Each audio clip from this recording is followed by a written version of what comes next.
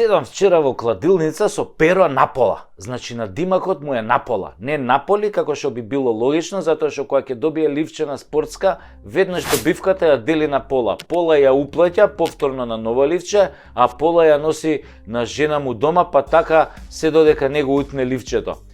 Еднаш перо напола влегол во кладилница во петок, а се вратил дома во понеделник са бајле и на жена му и лупнал 153.749 евра на масата и грмнал. Еве жено, да не ми го дрвиш више, зашто седам у кладилница по цел ден. Перо напола го фати седмото ливче цело, на што жена му онака алчна и суетна како секоја жена на македонец му одговорила: добро перо, вечер кога ќе си легнеме ќе добиеш цела дунда, пошто не си ме пипнал 6 месеци со сите твои кладилници.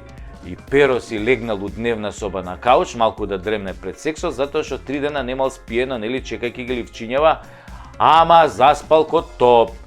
И жена му изгледа не ја разбрала ова форава со заспивањево и кога се разбудил по 2 дена, ни жена му ја немало дома. Ни жена му, ни оние 153.000 евра и кусур. И после тоа перо напола разбра дека жена му е во Австрија или во Австралија, е бемлига, една буква чуда прави.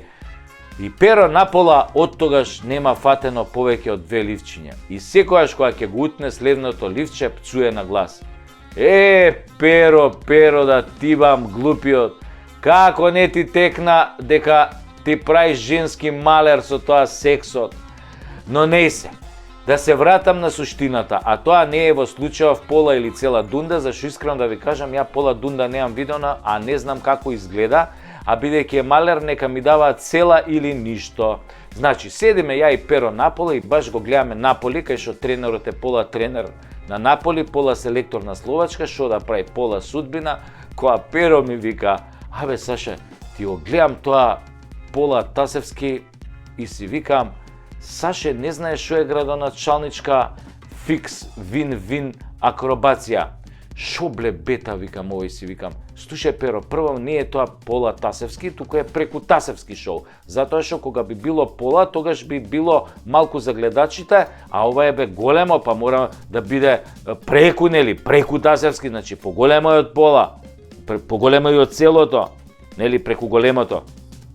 Ако те разбирам, вика перо, значи како зидон на Трамп со Мексико, мора да идеш преку него за да го поминеш. Го гледам вака, го гледам и си викам: можеш да идеш и под зидот, бе? Да, бе, вика перо, можеш, само треба да пазиш на јајцата. Аман, бе, да мојвам осте се јајцата, кажи што ти е тоа градоначалничка фикс вин-вин акробација. Не знаеш, ми вика перо? Не знам, бе, да ти го резнам. Од кај да знам? Знаеш дека внук ми е градоначалник на една скопска општина? Па еден од овие стариве вуци, што е неколку мандати градоначалник, им објаснил како да дојдат до голема пара да ја заебат јавноста со фикс акробација во која сигурно лапаат кеш. Не збори, бе, му викам, ја на перо пола на заебанција и уше пола на заебанција. Градоначалници во Македонија и криминал. Кај бе тоа, бе, не верувам, викам, Бог да чува. Па све мајките рези се, бе, каков криминал. Вака вика перо. Прво се договараат со некој сумњив инвеститор по можност од doing business или нивните ортаци за некоја огромна локација за која процедурата ќе биде во секој случај незаконска во општината, од гласање во совет до издавање дозволи, дуп, муп, курац, палац и така натаму. И им кажуваат процент да ја бркаат работава. Обично процентот е некаде околу 15% од вкупната инвестиција и почнува целата операција. Градоначалников ја тера работата.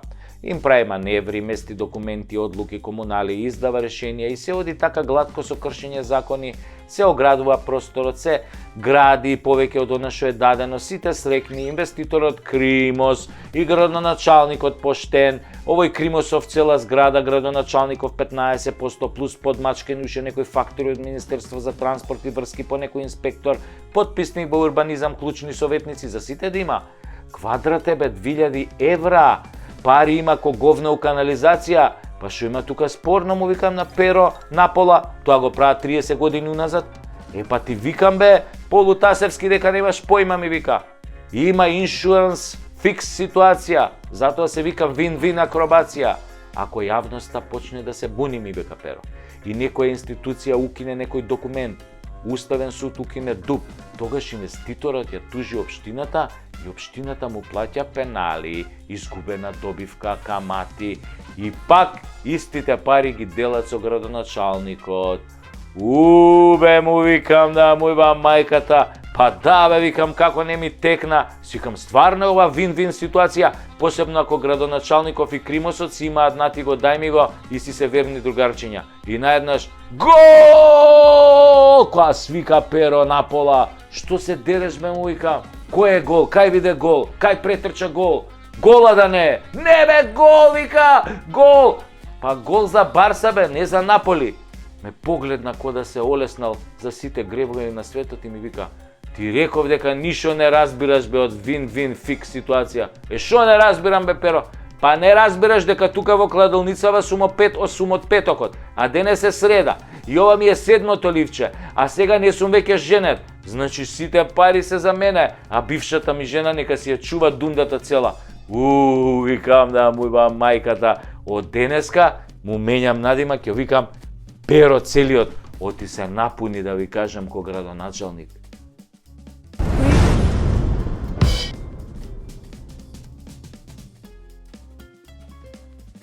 Ако македонизмот е штетен и лош, и ако оваа држава треба за се да го слуша калето, тогаш не ни треба ни да имаме држава. Пред некој ден го гледав филмот што го снимаше актерот Шон Пен за време на почетокот на конфликтот Русија-Украина, наречен Супер сила.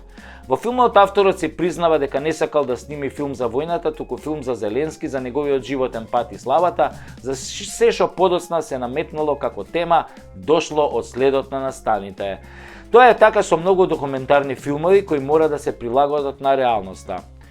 Во филмот украинците се гордеат со тоа што се посебен народ од Русија, што по случувањата на Мајдан ја започнале својата борба против корумпираните политичари, во таа борба не ги почитувале подпишаните меѓународни договори и се однесувале арогантно кон отварањето на уставот и регулирањето на сите човечки права, меѓу кои најважните тие на русите кои живеат во делови од Украина.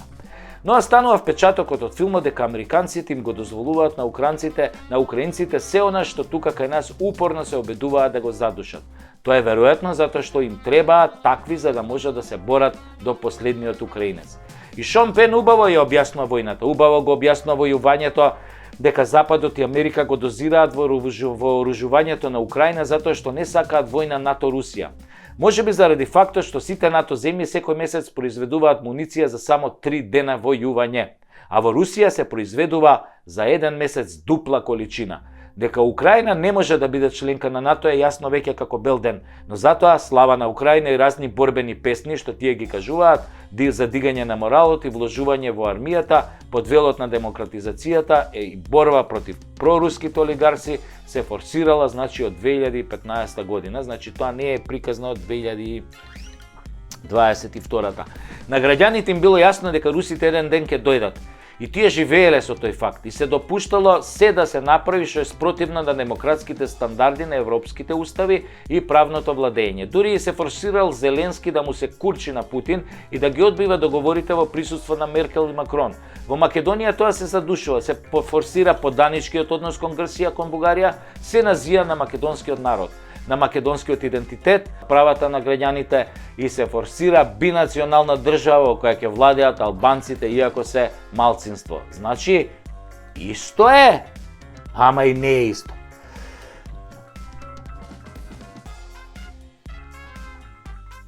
Путин.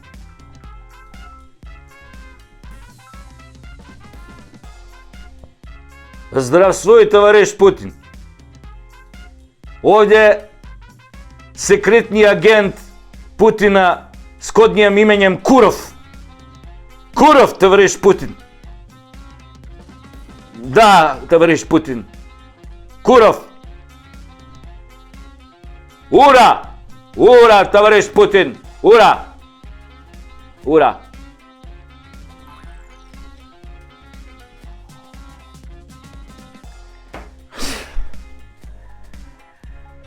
Путин ме бара. Да, мене, како што слушнавме, тајното име ми е Куров. Како руски разузнавач, нели? Абе ме бара, ќе ме чека после кола, ќе ме носат на аеродром Москва, треба да јаваме овој поларни мечки утре. И така, па без мене не му е кеф да јава мечка. Него кај застанавме?